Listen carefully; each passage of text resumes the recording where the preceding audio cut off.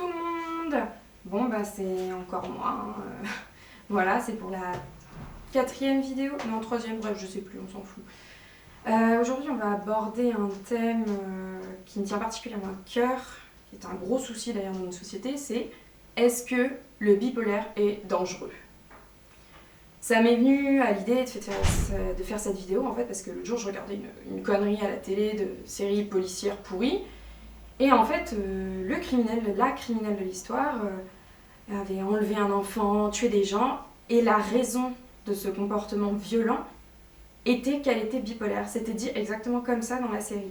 Et ça m'a beaucoup marqué, donc je me suis dit qu'il fallait quand même qu'on arrête cette grosse connerie à un moment du bipolaire qui est dangereux. C'est pas parce qu'on est psychotique qu'on est psychopathe, en fait. Il faut comprendre ça. Le bipolaire n'est absolument pas dangereux pour vous. La seule personne pour laquelle, par exemple, moi je suis dangereuse, éventuellement, c'est moi-même. Vous voyez, on peut avoir des comportements un peu autodestructeurs, mais on va jamais les reporter sur les autres. On n'est pas des personnes méchantes, on est comme n'importe qui, je veux dire, on va pas venir chez vous et découper vos gosses pour les mettre dans un congèle. À partir d'un certain âge, ça peut être compliqué en plus, enfin, c'est un autre débat. Non, c'est... voilà, on a des petits comportements un peu différents, c'est sûr, mais par exemple, ça va être plutôt de se faire du mal à nous-mêmes, même pas sans s'en faire physiquement. On est des gens, au contraire, extrêmement compatissants. On est très très sensibles. Donc on va être des vraies éponges pour les problèmes des gens, on va vouloir aider à tout prix.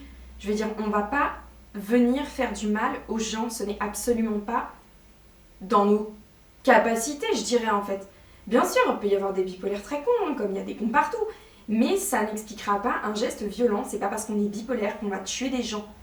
Moi, ça m'est arrivé, je veux dire, j'ai perdu énormément de contacts quand je suis tombée malade, ce qui est assez dingue, parce que les gens avaient peur de cette différence-là, alors qu'il n'y a vraiment aucune raison d'avoir peur.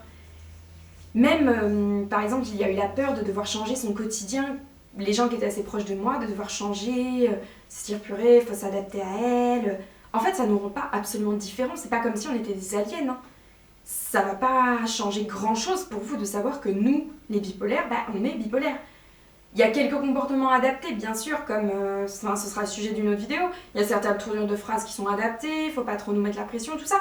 Mais c'est pas parce qu'à un moment vous allez nous traiter comme n'importe qui, vous allez être un peu brut de décoffrage avec nous, qu'on va se mettre à vous torturer. Enfin, je veux dire, c'est complètement idiot. Il faut arrêter de croire que parce qu'on a des soucis psychiatriques, on est forcément des Hannibal Lecter en puissance. Ça, c'est pas vrai du tout.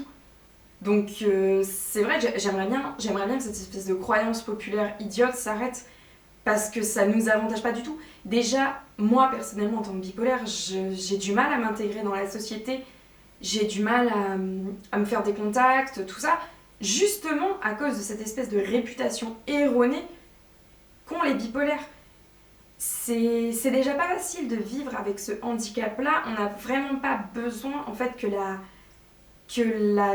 société se mette à nous dénigrer. Je veux dire, on est des gens comme les autres. On n'a pas forcément des comportements plus brutaux que notre voisine de 60 ans. Vous voyez? C'est pas parce qu'on est sujet à des troubles psychotiques qu'on va vous attaquer.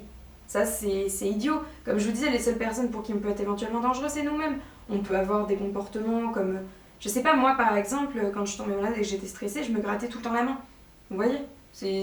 On est dangereux pour nous-mêmes, mais faut pas penser non plus tout de suite au suicide. Je veux dire, on peut avoir des petits comportements un peu autodestructeurs, mais on n'ira pas se venger sur quelqu'un d'autre, en fait.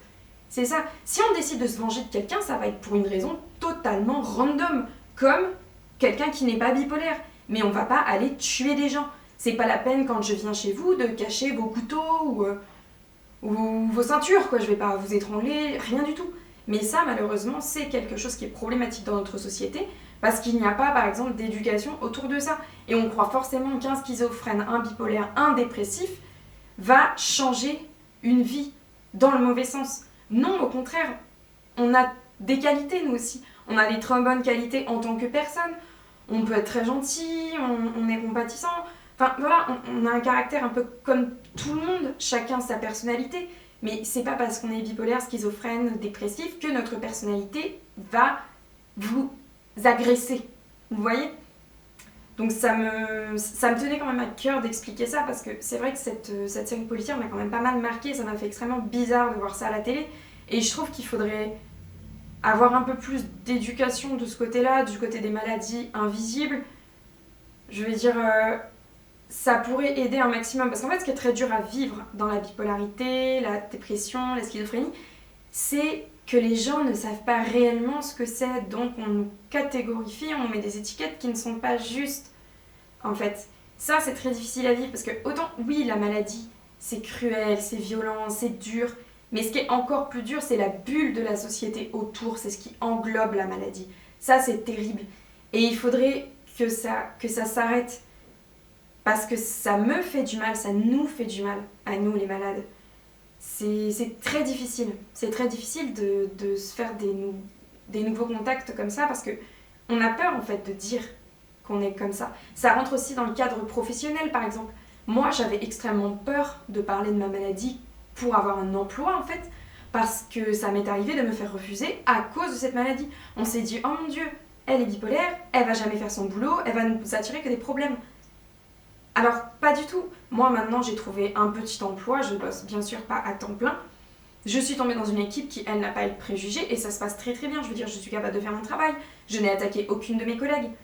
Et ça, malheureusement, c'est triste que ça intervienne même dans le domaine professionnel, alors qu'il y a quand même des formations pour accueillir les travailleurs handicapés. Mais les gens ont cette espèce sont persuadés que l'handicapé va leur sauter à la gorge. Je veux dire, quelqu'un en fauteuil roulant, on lui fera jamais ça. Au contraire, on aura plus tendance à avoir une espèce de gentillesse déplacée pour une personne en fauteuil roulant, ce qui n'est pas mieux. Hein. C'est pas mieux de faire apparaître cette espèce de pitié ou je ne sais quoi. Et nous, les malades psychiatriques, on est vus comme des nuisibles. Et ça, il faudrait que ça s'arrête parce que, comme je dis, la maladie est déjà suffisamment difficile à vivre. Alors, vraiment, si vous entendez des préjugés, des gens vous parler, des bipolaires, des schizophrènes, des dépressifs, j'espère que vous allez pouvoir les corriger maintenant en ayant entendu cette vidéo. Parce que, je vous le redis encore une fois, le bipolaire n'est pas quelqu'un de dangereux pour les autres. On n'est pas contagieux, on n'est pas violent. On ne va rien vous faire. Alors j'espère vraiment que ça aura pu vous éclairer un petit peu cette vidéo.